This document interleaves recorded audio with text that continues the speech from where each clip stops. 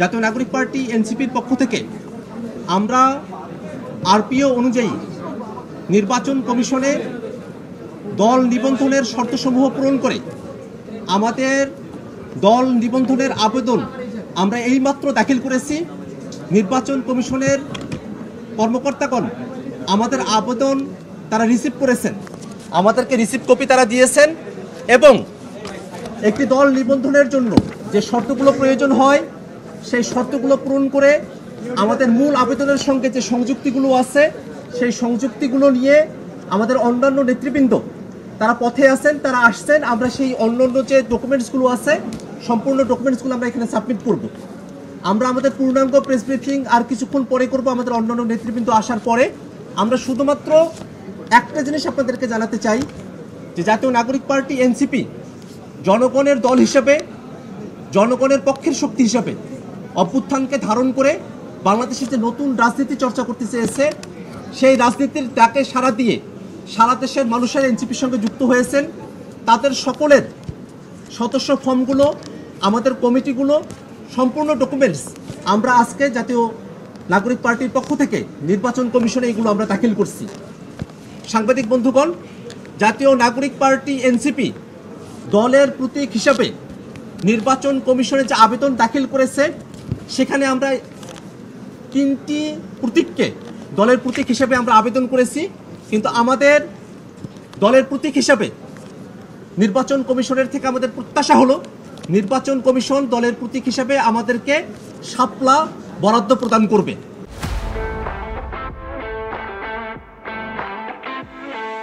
আজকে আমাদের একটি গণতান্ত্রিক পুনরুদ্ধারের দিন।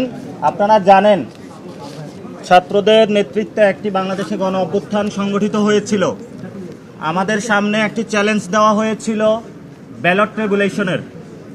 আমরা এই প্রস্তুতির জন্য আজকে দেশবাসীর সামনে দেখাচ্ছি আমরা নির্বাচন যে সাংবিধানিক প্রতিষ্ঠান রয়েছে তাতে আমরা দরখাস্ত করেছি। পার্লামেন্ট এখন খালি রয়েছে। এই পার্লামেন্টে আগামীতে সংস্কার বা ঐক্যমত কমিশনের 400 আসনের মধ্যে 300 আসন এনসিপির ঘরে থাকবে ইনশাল্লাহ।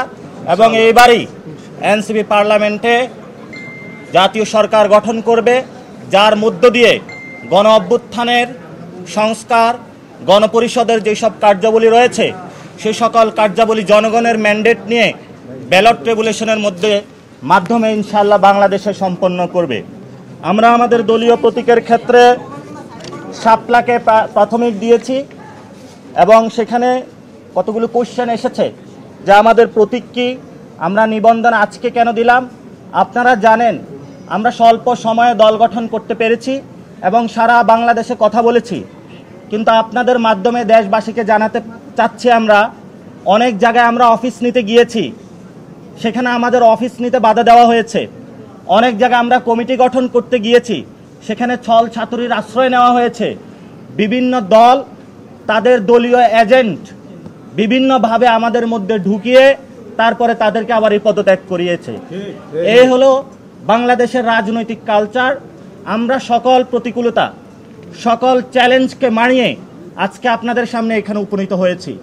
বাংলাদেশে যেভাবে 5 তারিখে গণ অভ্যুত্থানে বাংলাদেশের মানুষের জয় হয়েছিল, আগামীর পার্লামেন্ট ভোট ব্যাংকে এনসিপির শাপলা প্রতীকে পুরো বাংলাদেশের মানুষ জয় জয়কার করে দিবে। এনসিপির নেতৃত্বে নতুন সরকার গঠন হবে। এবং এখানে একটি প্রশ্ন এসেছে যে আমাদের দ্বিতীয় প্রতীক কি। দ্বিতীয় প্রতীক হিসাবে আমরা রেখেছি কলম, তৃতীয় প্রতীক হিসাবে রেখেছি আমরা মোবাইল।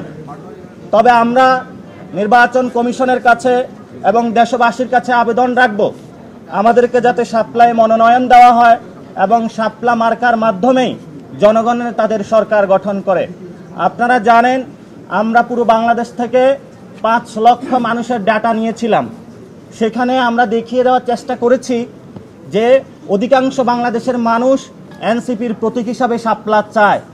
জনগণের সেই পালসটা বুঝে আমরা আজকে নির্বাচন কমিশনে শাপলা প্রতীকের জন্য আমরা জমা দিয়েছি। সাংবাদিক বন্ধুরা এবং দেশবাসী যারা প্রত্যক্ষ করছেন, আপনাদের দোয়া এবং আশীর্বাদ আমাদেরকে রাখবেন, সরকার গঠনে সহযোগিতা রাখবেন। ইনশাল্লাহ আমরা এই সরকার গঠন করেই বাংলাদেশে যে জরাজীর্ণ ফেসিবাদী যে বন্দোবস্ত রয়েছে এটাকে বিলোপ করে নতুন একটি সেটেলমেন্টের মধ্যে শক্তিশালী একটি বাংলাদেশ গঠন করব।